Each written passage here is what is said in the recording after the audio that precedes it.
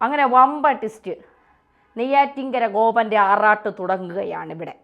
ഇത്രയും നാൾ മരണം എങ്ങനെയാണ്, അസ്വാഭാവികതയുണ്ടോ, എന്തെങ്കിലും ആരെങ്കിലും കൊലപ്പെടുത്തിയതാണോ, മക്കൾക്ക് ഇതിൽ എന്തെങ്കിലും പങ്കുണ്ടോ, അങ്ങനെ മൊത്തത്തിൽ ട്വിസ്റ്റോട് ട്വിസ്റ്റായിരുന്നു. ഇനിയാണ് നെയ്യാറ്റിൻകര ഗോപൻ ആറാടാൻ പോകുന്നത്.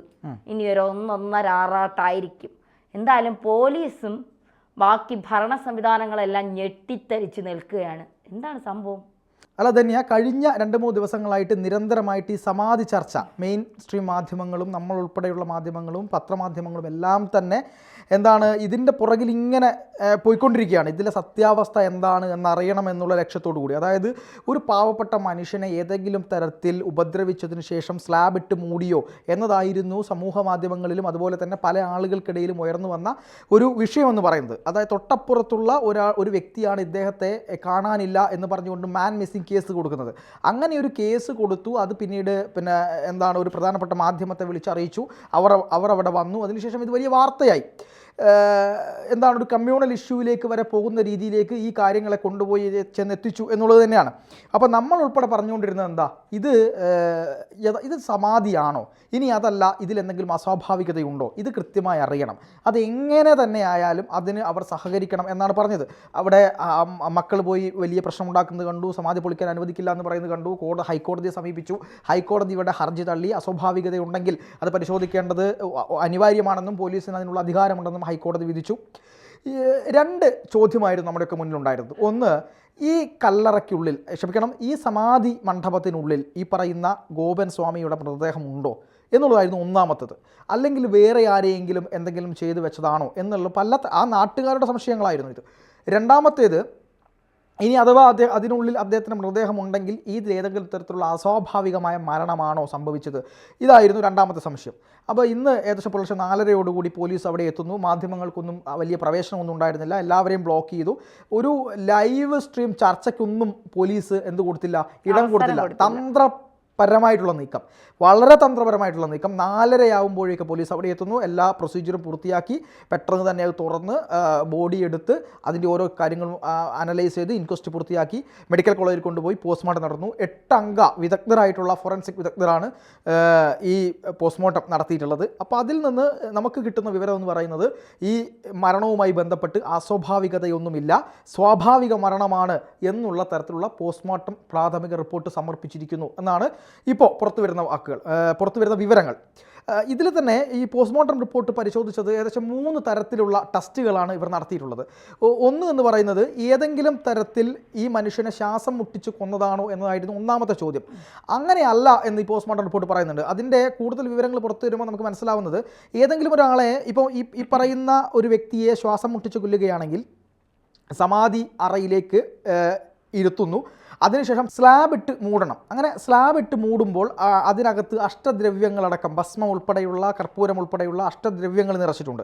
അങ്ങനെ ഇദ്ദേഹത്തെ ഏതെങ്കിലും തരത്തിൽ അതിനകത്തേക്ക് ഇറക്കി വെച്ചതാണെങ്കിൽ ഇദ്ദേഹത്തിൻ്റെ ശ്വാസകോശത്തിൽ ഈ പറയുന്ന ഭസ്മത്തിൻ്റെയും ഈ ദ്രവ്യങ്ങളുടെയെല്ലാം കെമിക്കൽ കമ്പോണൻറ്റ് അല്ലെങ്കിൽ അഥവാ അതിൻ്റെ അംശങ്ങളൊക്കെ ഇതിനകത്ത് കാണണം എന്നാണ്.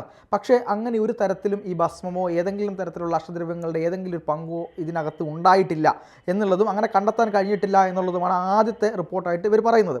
പിന്നെ ശ്വാസം മുട്ടി മരിക്കുന്ന സമയത്ത് ഒരു മനുഷ്യനിൽ സംഭവിക്കുന്ന കാര്യം, അതായത് സ്വാഭാവികമായുള്ള മരണമല്ലാതെ ശ്വാസം മുട്ടി മരിക്കുമ്പോൾ കാണിക്കുന്ന ചില ലക്ഷണങ്ങളുണ്ട്.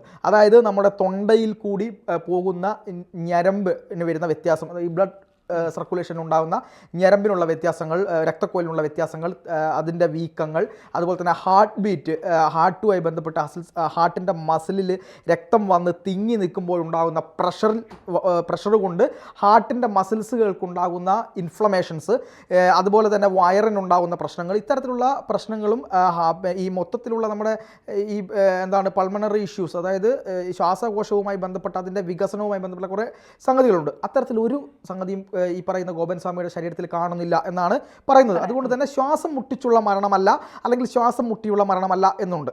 രണ്ടാമത്തേത്, ഏതെങ്കിലും തരത്തിലുള്ള വിഷം കൊടുത്ത് അദ്ദേഹത്തെ കൊന്നതാണോ എന്നതായിരുന്നു ചോദ്യം. അങ്ങനെ ഏതെങ്കിലും തരത്തിൽ ഇദ്ദേഹത്തെ വിഷം കൊടുത്ത് കൊന്നതാണെങ്കിൽ ആന്തരിക അവയവങ്ങളിൽ കാണുന്ന ചില ലക്ഷണങ്ങളുണ്ട്. ഇപ്പോൾ പല വിധങ്ങളിലുള്ള വിഷമുണ്ടല്ലോ, പല തരത്തിലുള്ള വിഷമുണ്ട്. അപ്പോൾ ഈ ഓരോ തരത്തിലുള്ള വിഷവും അകത്ത് ചെല്ലുമ്പോൾ നമ്മുടെ സ്വാഭാവികമായിട്ട് നമ്മുടെ ലിവർ അല്ലെങ്കിൽ നമ്മുടെ വൃക്ക ഇതൊക്കെയാണ് ഇതിനെ ഡീടോക്സിഫിക്കേഷൻ ചെയ്യുക. അപ്പോൾ ഈ ടോക്സിക്കിനെ നീക്കാൻ വേണ്ടിയിട്ട് ശ്രമിക്കുന്ന സമയത്ത് ഇത്തരം വിഷങ്ങളെ നമ്മളെ ശരീരം അതിനോട് പ്രതികരിക്കുകയും അതിനെ രക്തത്തിലൂടെയും മൂത്രത്തിലൂടെയും എല്ലാം പെട്ടെന്ന് തന്നെ റിക്കവറി ചെയ്യാൻ വേണ്ടിയിട്ട് അല്ലെങ്കിൽ ഇതിനെ മാറ്റാൻ വേണ്ടി നമ്മുടെ ശരീരം ശ്രമിക്കും. അപ്പോഴുണ്ടാകുന്ന ചില വ്യത്യാസങ്ങളുണ്ട്. നമ്മുടെ ലിവറിൻ്റെ ആന്തരിക അവയവങ്ങളിലൊക്കെ ചില നിറവ്യത്യാസങ്ങൾ അനുഭവപ്പെടും. അതെ, നീല കളറാകും. അത് മാറിയിട്ട് നീലയും മഞ്ഞയും കലർന്ന ചില ഭാഗങ്ങളുണ്ട്. അവിടെ ചില പ്രത്യേക ഇൻഫെക്ഷൻസ് വരാം, ചില പ്രത്യേക ബാക്ടീരിയയുടെ സാന്നിധ്യം ഉണ്ടാകാം. ഈ പറയുന്ന പോലെ വൃക്കയിലെ ഭാഗങ്ങൾ ചിലപ്പം അത് നശിച്ചു പോയതായിട്ട് കാണാം. അതായത് ഒരു വലിയ വിഷം ഉള്ളിൽ പോയാൽ ചിലപ്പോൾ നമ്മുടെ ഈ വൃക്കയുടെ കോശങ്ങളൊക്കെ നശിച്ചു പോയേക്കാം. അങ്ങനെയുള്ള യാതൊന്നും ഇതിൽ കണ്ടിട്ടില്ല എന്നുള്ളത് കൊണ്ട് തന്നെ ഇതൊരു വിഷം കൊടുത്തുള്ളൊരു കൊലപാതകമാണ് എന്ന് പ്രാഥമികമായി പറയാൻ പറ്റില്ല എന്നാണ് പറയുന്നത്. പിന്നെ അപൂർവമായ ഏതെങ്കിലും തരത്തിൽ പെട്ടെന്ന് കണ്ടെത്താൻ കഴിയാത്ത ചില വിഷപ്രയോഗങ്ങൾ നടത്തിയിട്ടുണ്ടെങ്കിൽ എന്ന ഒരു കാര്യം വെച്ചുകൊണ്ട് ഈ ആന്തരിക അവയവങ്ങൾ പരിശോധനയ്ക്ക് അയച്ചിട്ടുണ്ട്. പക്ഷേ അത്തരത്തിലുള്ളൊരു വിഷപ്രയോഗം നടത്താൻ മാത്രമുള്ള സാധ്യതകളൊന്നും തന്നെ ആ കുടുംബവുമായി ബന്ധപ്പെട്ട് നമ്മൾ നോക്കുമ്പോൾ പ്രാഥമികമായിട്ട് നമുക്ക് കാണാൻ കഴിയുന്നില്ല. കാരണം അതൊക്കെ വലിയ വില കൂടിയ വിഷങ്ങളാണ്, അത് പ്രയോഗിക്കേണ്ട രീതിയുണ്ട്. അത്തരത്തിലുള്ള ഒരു സാമ്പത്തികമൊന്നുമുള്ള ആളുകളായിട്ട് കാണുന്നില്ല. ഇനി ആ റിപ്പോർട്ട് കൂടി വന്നാൽ മാത്രമേ ഈ കാര്യത്തിൽ എന്തെങ്കിലും നമുക്ക് പറയാൻ കഴിയൂ. ആ ഒരു വശം നമുക്ക് അവിടെ മാറ്റിവെക്കാം. സ്വാഭാവികമായ മരണമാണ്. അതുപോലെ തന്നെ ആന്തരിക അവയവങ്ങളുടെ പരിശോധനയും മറ്റും വന്നാൽ മാത്രമാണ് നമുക്ക് അത് മുഴുവൻ സമയവും നമുക്ക് ഉറപ്പിക്കാൻ വേണ്ടി കഴിയുന്നത്. മൂന്നാമത്തേത്, ഇദ്ദേഹത്തിന്റെ ബോഡിയുമായി ബന്ധപ്പെട്ട ചില അനാലിസിസുകളൊക്കെ നടന്നിട്ടുണ്ട്. അതിലും വലിയ പ്രശ്നങ്ങളൊന്നും കണ്ടിട്ടില്ല. ഇപ്പോൾ ഇതൊക്കെ നിൽക്കുന്ന സമയത്താണ് ഈ പരാതി കൊടുത്ത വ്യക്തി ഇവർ പറയുന്ന, അതായത് വീട്ടുകാർ പറഞ്ഞ ചില കാര്യങ്ങളുണ്ട്. വഴിത്തർക്കവുമായി ബന്ധപ്പെട്ട് ഈ പരാതി കൊടുത്ത വ്യക്തിക്ക് ഞങ്ങളോട് വലിയ വിദ്വേഷമുണ്ടായിരുന്നു, അതുകൊണ്ട് ഇതിനെ മോശമാക്കി കാണിക്കാൻ വേണ്ടിയാണ് ഈ പറയുന്ന വ്യക്തി പരാതി കൊടുത്തിട്ടുള്ളത്, ഞങ്ങൾ അപമാനിക്കാനാണ് എന്ന് കുടുംബം പറഞ്ഞിട്ടുണ്ട്. അപ്പോൾ അത് പിന്നെ സ്വാഭാവികമായിട്ടും ഇനി ചർച്ചയിൽ ഉയർന്നു വരാം. ഈ പരാതി കൊടുത്ത വ്യക്തിക്കെതിരെ ഒരുപക്ഷെ അവർ മാനനഷ്ട കേസിന് പോയേക്കാം. അങ്ങനെയുള്ള പല സംഭവങ്ങളും ഇനി ഈ പറയുന്ന മുഴുവൻ റിപ്പോർട്ടുകളും കിട്ടിക്കഴിഞ്ഞാൽ ഈ പറയുന്ന ആന്തരിക അവയവ പരിശോധനയിൽ കൂടി വലിയ ബുദ്ധിമുട്ടൊന്നുമില്ല എന്ന് മനസ്സിലാക്കി കഴിഞ്ഞാൽ ഒരുപക്ഷെ ആ കുടുംബം അങ്ങനെയൊക്കെ ചെയ്തേക്കാനുള്ള സാധ്യതയുണ്ട്. നമ്മൾ മനസ്സിലാക്കേണ്ടത് ഇവിടെ ഭക്തിയുടെ കൂടുതലുള്ള അവസ്ഥ. ഭക്തി കൂടിയതിന് ശേഷം അവർക്ക് മറ്റു കാര്യങ്ങളെക്കുറിച്ചൊന്നും അറിയില്ല. അപ്പം മരണപ്പെട്ടതിന് ശേഷം അവർ സമാധിയിലേക്ക് എടുത്തു എന്ന് വേണം നമ്മൾ മനസ്സിലാക്കാൻ. പിന്നെ ഇവർ പറയുന്ന രണ്ട് കാര്യമുണ്ട്. നടന്നു പോയി, പ്രഷറിൻ്റെയും BP യുടെയൊക്കെ ഗുളിക കഴിച്ച് നടന്നു പോയി, അതിന് മുമ്പിൽ ഇരുന്നിട്ട് അവിടെ നിന്ന് സമാധിയായി, അതിന് ശേഷമാണ് എടുത്തു വെച്ചത് എന്നും പറയുന്നുണ്ട്. അപ്പോൾ സമാധി അവസ്ഥ എന്ന് പറയുന്നത് പ്രാണൻ പോകുമ്പോൾ, പല വിധത്തിൽ പ്രാണൻ പോകാം, അങ്ങനെ പ്രാണൻ പോകുമ്പോഴുള്ള അവസ്ഥയാണ് സമാധി എന്ന് പറയുന്നത്. ഇനി ഇത് സമാധി അല്ല എന്നെങ്ങനെ തെളിയിക്കും? ഇതൊരു വലിയ ചോദ്യമല്ലേ. ഇനി ഈ പറയുന്ന ശാസ്ത്രത്തിനോ ഡോക്ടർമാർക്കോ അല്ലെങ്കിൽ ആളുകൾക്കോ സമാധി എന്ന് പറയുന്ന അവസ്ഥ എന്താണ്, ഇത് സമാധി അല്ല എന്ന് എങ്ങനെയാണ് തെളിയിക്കാൻ പറ്റുക? കാരണം സമാധിയെപ്പറ്റി ശാസ്ത്രീയമായ തെളിവുകളൊന്നുമില്ല. ഇവർ പറയുന്നു സമാധിയാണ് എന്ന്, ഇപ്പോൾ പറഞ്ഞിരിക്കുന്നു സ്വാഭാവിക മരണമാണ് എന്ന്. സ്വാഭാവിക മരണം എന്ന് പറയുന്നത് പ്രാണൻ പോകുന്നതിനാണ്. ജീവൻ നഷ്ടപ്പെടുന്നതാണ് സ്വാഭാവിക മരണം. സമാധിയിലും സംഭവിക്കുന്നത് ജീവൻ നഷ്ടപ്പെടാം. സ്വാഭാവിക മരണമാണെങ്കിൽ എന്തുകൊണ്ട് ഇവരെ നാട്ടുകാരെ, വീട്ടുകാരെ, കുടുംബക്കാരെ, സ്വന്തം അനിയത്തിയെ പോലും അറിയിച്ചിട്ടില്ല? അല്ല, ഇത് ഇവർ പറയുന്നതിൻ്റെ പ്രധാനപ്പെട്ട കാര്യം എന്ന് പറയുന്നത്, അച്ഛൻ ചില കാര്യങ്ങൾ പറഞ്ഞിരുന്നു.